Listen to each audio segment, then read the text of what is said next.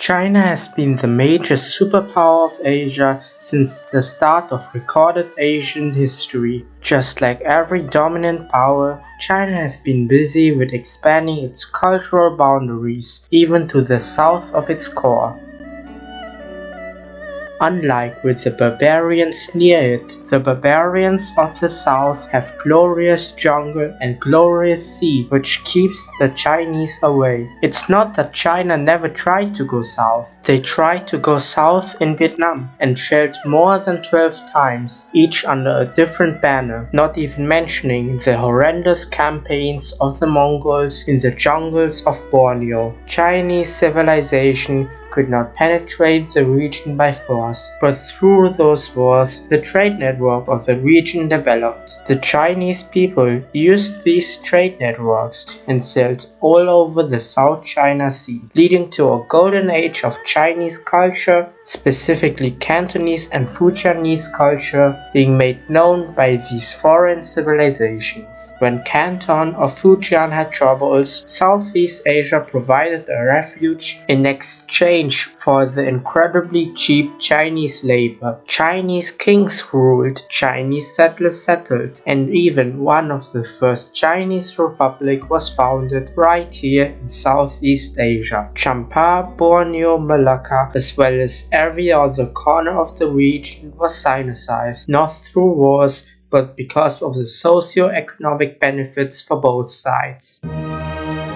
The Dutch who first arrived in the East Indies were merchants and returned to Europe with a new addictive substance: spices. It kicked in an era of Dutch exploration and imperialization. In search of these spices, Dutch trading ports popped up. Through wars and conquests, those ports developed into large colonies. British traders who saw the opportunities there followed the path of the Dutch, who soon turned into their greatest rival. The two battled out and competed in colonizing the vast region, while Spanish, French and Portuguese merchants took over the leftovers. Southeast Asia now lies firmly in the hands of the Europeans. Even the Chinese Landfang Republic was crushed brutally by the hands of the Dutch. Coincidentally, on the other side of the Indian Ocean, the Dutch also established other trading ports, but unlike the subjects of them in the East Indies, the natives here were less cooperative and kept on dying too fast. The Dutch brought laborers from Java to fill in the missing positions. These were the Cape Malays, who come from different backgrounds all over the Nusantara archipelago. They formed a sizable minority within the region and were later freed after the British took over. Africa wasn't just a destination for enslaved Southeast Asians, it is also the place where hundreds of Filipino families fled the persecution of the Spanish. Southeast Asians continued to come to Africa in the thousands, mainly to British and Portuguese colonies as substitutes. The European powers who now control Southeast Asia continued to bring in Chinese laborers. The tin mines of Borneo or the factories of Singapore couldn't run themselves without workers. Southeast Asia's relatively low and rebellious population couldn't fulfill the needs of the Europeans. Chinese laborers were brought in, and the already established population who were there before the Europeans were upgraded to do the administrative and monetary work for the Europeans. The second wave of Sinicization created the large Chinese diaspora that we now see on the Malay Peninsula, as well as in southern Vietnam and Indonesia. It is most visible in Singapore, where Chinese people take up a majority in the population. When the Europeans thought everything was going well, World War II came and hit them hard. The Second World War in the Pacific Theater was fought brutally, with war crimes beyond any of the horrors in Europe being reported. Southeast Asia wasn't an exception. Japan thrusted their full force into the region, destroying the social hierarchy that the Europeans had created. The Europeans left the unstable colonies to defend for themselves. This is the moment that many could argue was the turning point for Southeast Asia's nationalism. More people than ever realized that they don't have to rely on the Europeans and that the Europeans didn't care about them. Indonesians, Malays, Filipinos, Vietnamese took matters into their own hands and rebelled against Tokyo's rule. As Japan's hegemony over the region fell, nation after nation declared their independence, only to have the Europeans return and mess up everything once again. The First Indo-Chinese War started almost immediately after World War II, as the French establishment couldn't let loose of their Indo-Chinese possessions. Thousands of French troops, many from the African legions, arrived in Indochina and fought fiercely, but some, like the Algerians, who became sympathetic to the Vietnamese cause, disrupted the French supply lines to aid their Vietnamese counterparts. Vietnam gained its independence and France has lost its war for its colonial ambition. The soldiers who once fought in the jungles of Dien Bien Phu returned to Africa with the ideals of freedom from Indochina and played a vital part in the development of Africa's fight for liberty. The Senegalese troops returned to Dhaka not with blood but with over 100 Vietnamese wives who have contributed immensely to the Senegalese cuisine and culture and have made the Vietnamese spring roll or nem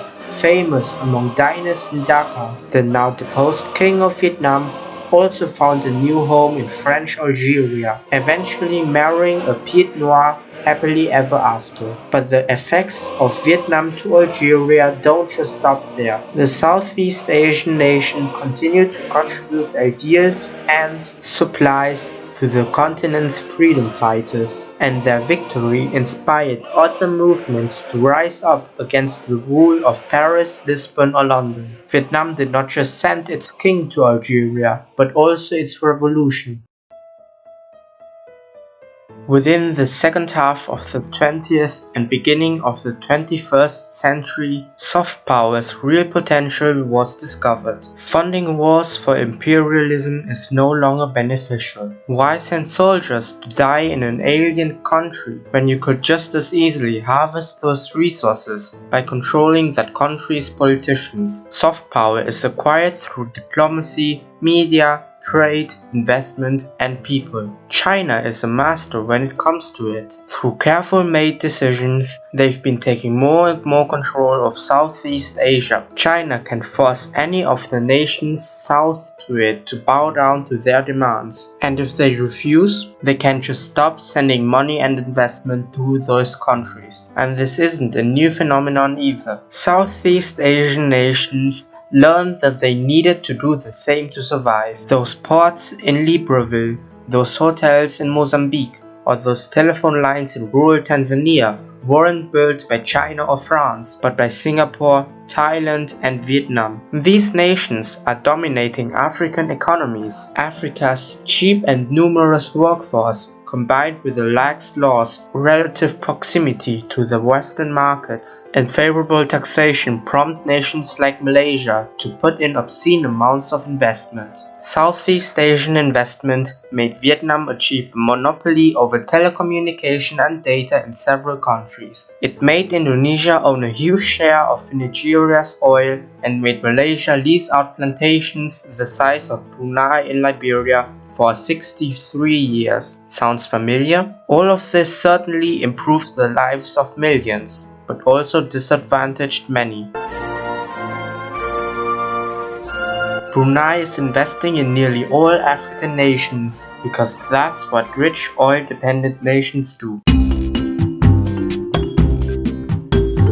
Mauritius is a tiny island nation off the coast of Madagascar. It is where the first banking company of the southern hemisphere was established. For the longest time, Mauritius served as a loophole where Western companies will go through first to avoid hefty restrictions that the Indian government has for foreign investment. Meanwhile, Indian tourists and companies see Mauritius as if it's their Bermuda. Sandy beaches with great offshore banking, But as India's economy opened up and as it shifted its focus towards Southeast Asia, Mauritius' dependency on India was crumbling. The island nation seems to be heading towards a grim path, so it worked hard to become a bridge between Southeast Asia and Africa. Not only has Mauritius expanded its offshore services and made it more approachable for Asian economies, but it also expanded its aviation market to cover the air travel demand between the two. With 4 routes to Asia, Air Mauritius